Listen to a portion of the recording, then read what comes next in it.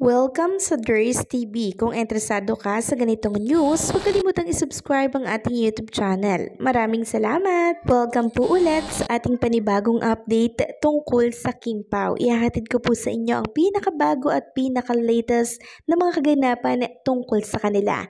Kaya naman kung hindi ka pa subscriber ng ating channel, pindutin nyo na ang notification bell para lagi kayong updated sa mga balitang trending at napapanahon. So ayun, welcome back again sa ating YouTube channel mga kakimpaw. And for today's video, ang pag-uusapan po natin ay tungkol sa mga importanteng kaganapan na naman kay Kim and Paolo Abilino. So ngayong araw po pala ng linggo, nakaschedule, no? Itong si Kim and Paolo dito po sa Coronadal sa KCC Mall of Marvel. Grabe, wala silang pahinga mga kakimpaw. From Cebu to Coronadal. Actually, malapit lang naman. Pero grabe, di ba? Straight, sunod-sunod yung ganap nila. Simula kahapon hanggang ngayon, di ba? Nagpo-promote pa rin sila ng kanilang pelikula. So, eto po sa KCC Mall of Jensan, March 16, 2025, which is today, 5 p.m. open gates, 6 p.m. pre-show at 7 p.m. main show. And kasama po nila dyan si Ding Dong Bahan and Patrick Ramirez. And alam niyo po ba mga kakimpaw, maging itong mga kasama po nila na special guests, napakainit pong tinanggap at winelcome dito po sa General Santos City Airport.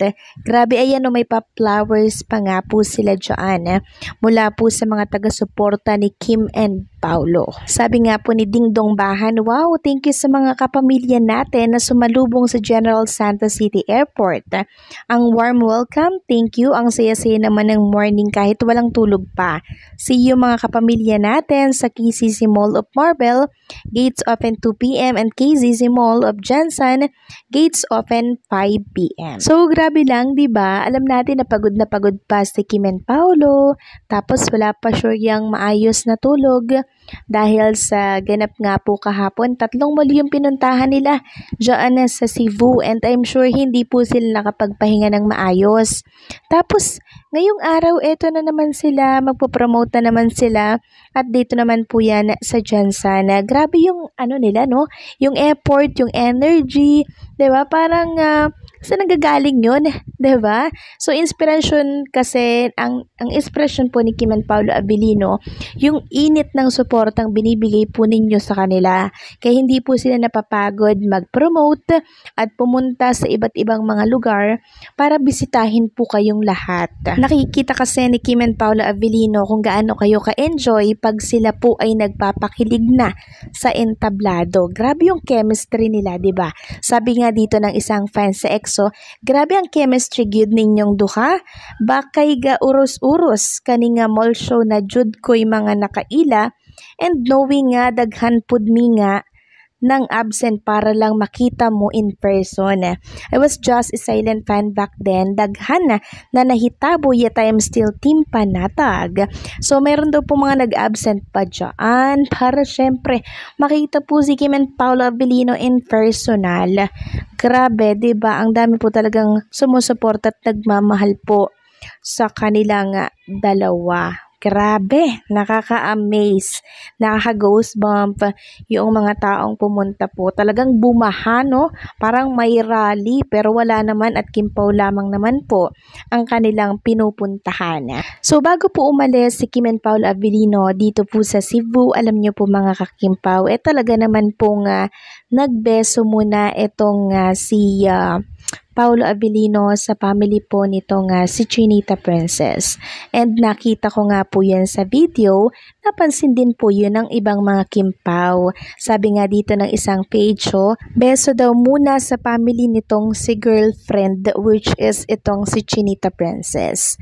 So talagang grabe po yung respeto ni Paolo Abilino sa family po ni Kim Chu, no? Lalo na po kay Twinkle, di ba, na pregnant po ngayon pala. So pregnant plus si Twinkle ngayon. And hopefully, si Chinita Princess na po yung sumunod sa tamang panahon, syempre. Since tumiretso nga po itong si Kim and Paolo Avellino dito po sa Jensen, marami po ang nagtatanong kung saan daw ba tumuloy si Kim and Paolo Avellino pagkatapos po ng tatlong mall tour nila kahapon dyan po sa Cebu. So I think sa bahay po ni Chinita Princess sila tumuloy.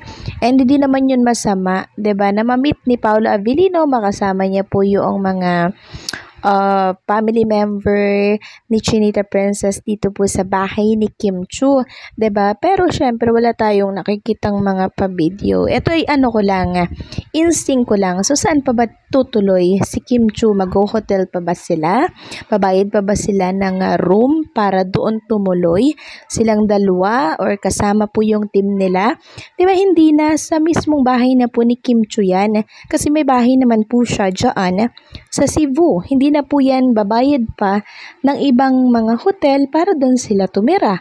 Sa bahay na niya mismo sila rerekta. Kasi andun yung comfort.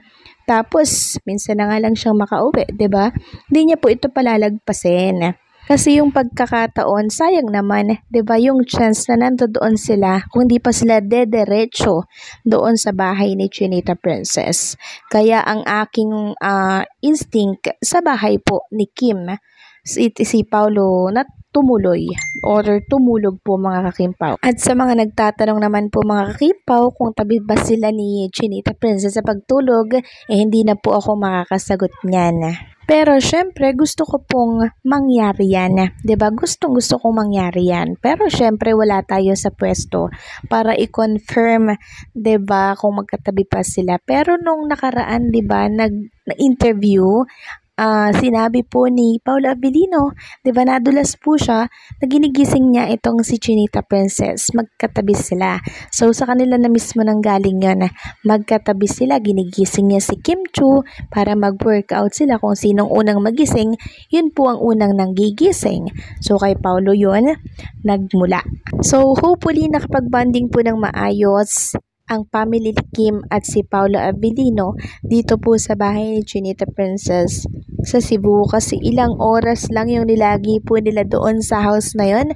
Parang natulog lang siguro sila, 'di ba? Tapos rekta na agad sila dito po sa Jensen for another promotion po ng kanilang pelikula, kasi napakalapit na po, no?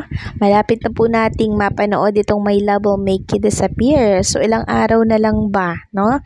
March 26, 2025, super lapit na, kaya puspusan na po ang pagpopromote ni Kim and Paolo Avellino.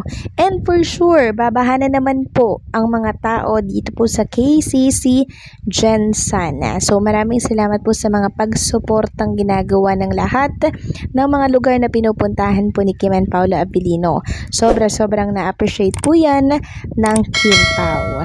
So paano, hanggang dito na lamang po ang update natin at maraming salamat sa patuloy po na pagsuporta.